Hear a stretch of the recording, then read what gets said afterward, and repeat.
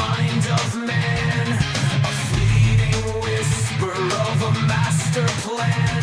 But to him a day is 1,000 years, a canvas stretch where no time interferes. No past, no future, only now. He bends the rules we can't allow. The author stands where clocks don't chime, the timeless king, unbound by time. He dwells in the eternal now, where every moment bends and bows. Past and future in his sight, a single day, a boundless light. The threads of time are his to weave in every choice in what we believe. Oh, the Calvinist whispers of predestined chains, a Sims like God pulling heavenly reins. But love cannot grow where freedom is none. It blooms in the hearts of those who come.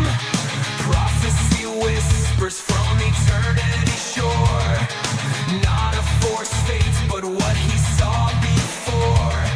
The past and the future collide in his sight, yet free will burns and humanity's fight.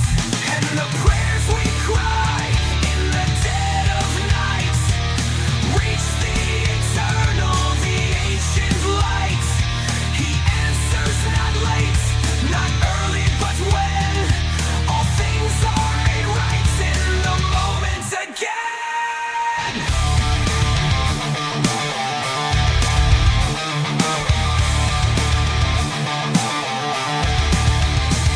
He dwells beyond the veil of time, seeing the end as the bells chime. Not a tyrant, not a king, but a God who calls us by our name. We are free, yet he knows every step of the path we chose.